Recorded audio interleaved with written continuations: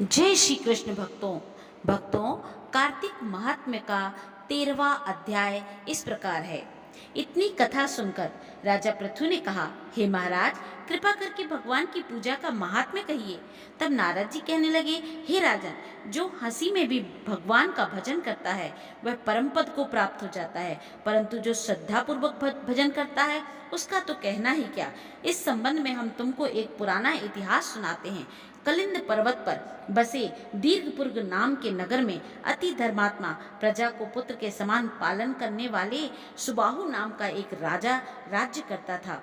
उसके धूम्रकेश नाम वाला अति दुष्ट, चोर, जुआरी, पर स्त्रीगामी तथा व्यभिचारी एक पुत्र था। उसकी यह दशा देखकर उसके पिता राजा सुबाहु ने उसको ताड़ना दी, परंतु वह किसी प्रकार नहीं माना। गेंद खेलते हुए एक दिन उसकी गेंद छोटी रानी के महल में जा गिरी। तब वह गेंद लेने के लिए महल में गया तो रानी उस पर मोहित हो गई और उन दोनों ने कामांध होकर भोग किया। तब राजा को इस बात का पता चला तो उसने कुमार को देश निकाला दे दिया। पुत्र होने के कारण उसे प्राण दंड नहीं दिया। अब राजकुमार वन में रहकर प्रतिदिन मांस खाता और रात्रि को वैश्याओं के घर में रहता। चोरी आदि करके जो द्रव्य लाता और वह वैश्याओं को दे देता था। इस प्रकार फिरते फिरते वह एक दिन वृंदावन में आया और कुछ समय बाद सत्यव्रत नाम वाला एक भगवान विष्णु का भक्त अपना घर बार छोड़कर कार्तिक मास में भगवान का पूजन करता था और वह केवल कंद मूल तथा फल ही खाता था। वह नित्य भगवान से प्रार्थना करता, हे भगवान, इस दुख रूपी समुद्र में डूबते हुए मुझ दीन की रक्षा कीजिए। श्री राधा जी सहित मैं आपको नमस्कार करता हूँ। वह प्रेम में मग्न होकर रोने भी लग जाता। इसी प्रकार वह नित्य प्रति करता। दैव योग से एक दिन धूम्रकेश ने उस ब्राह्मण की यह क्रिया देखी। जब रात्रि को घर आया तो वहां आकर वैश्या के सामने उसने भी मिट्टी की मूर्ति बनाकर वैसे ही सब कृत्य किया। अंत में उसी भांति स्तुति आदि करके रात्रि को वैश्या के घर में ही सो गया।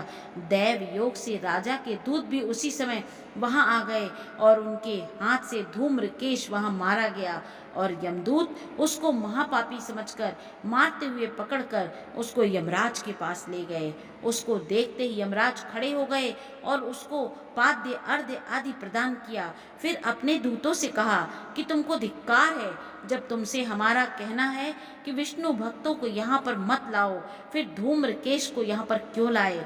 उसने चाहे हास्य से ही कर सही कार्तिक मास का व्रत वृंदावन धाम में किया है, मगर फिर भी यह बैकुंठ में जाने की योग्य है। यमराज पुनः धूम्रकेश से बोले, भगवान की भक्ति का 9 प्रकार की है। उसकी कथा सुनने से राजा परीक्षित, कीर्तन से सुखदेव, स्मरण से प्रहलाद, पाद सेवा से लक्ष्मी, पूजा से पृथु, वंदना से अक्रूर, दास भाव से सुग्रीव, मित्र भाव से अर्जुन, आत्म निवेदन से राजा बलि जिस प्रकार परम पद को प्राप्त हुए हैं, उसी प्रकार तुम भी चाहे हास्य से ही सही भगवान की पूजा की है तुमने, मगर फिर भी तुम स्वर्ग के अधिकारी हो।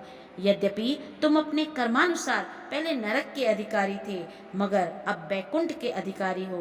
कार्तिक मास में की गई भगवान की पूजा व्यर्थ नहीं जा सकती। जहाँ पर भगवान शालीग्राम है वहाँ पर ही गंडकी नदी और सब तीर्थ हैं। तब धूम्रकेश यमराज से पूछने लगा, हे भगवान, सब नदियों को छोड़कर गंडकी को कैसे प्राप्त हुए। यमराज कहने लगे, किसी समय वेदशिरा नाम के ऋषि सब लोगों के हित के लिए गंगा तट पर तपस्या कर रहे थे। उस रमणीक स्थान में उनके तप से इंद्र अत्यंत भयभीत हुआ और उनकी तपस्या को भंग करने के लिए मंजू घोषा नाम वाली अप्सरा को भेजा। मंजू घोषा वन में क्रीड़ा करती हुई अपने यौवन तथा रूप का प्रदर्शन करके अनेक हाव भाव दिखलाने लगी। उसी समय मंजू घोषा ने मुनि के चरण का स्पर्श किया तो ऋषि के रोमांच खड़े हो गए। उस समय मंजू घोषा ने ऋषि को अपने वश में जानकर उनके गले में अपनी भुजाएं डाल दी। तब ऋषि ने क्रोधित होकर श्राप दिया, क्योंकि तुम मुझे इस संसार सागर में डालने को उद्यत हुई हो, सो तुम नदी बन जाओ।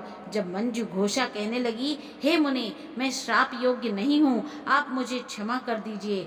तब मुनि कहने लगे कि जिस समय विष्णु वृंदा के श्राप व शिला रूप होकर तुम में गंडकी नदी में स्थित होंगे, तब तुम भगवान को धारण करने वाली होगी। अतः तुम्हारा श्राप वरदान से भी अधिक श्रेष्ठ होगा।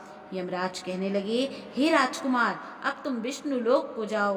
तब धूम्रकेश सुंदर विमान में बैठकर बैकुंठ लोक को चला गया। इति श्री कार्तिक महात्म्य 13वां अध्याय समाप्त। जय श्री कृष्ण भक्तों।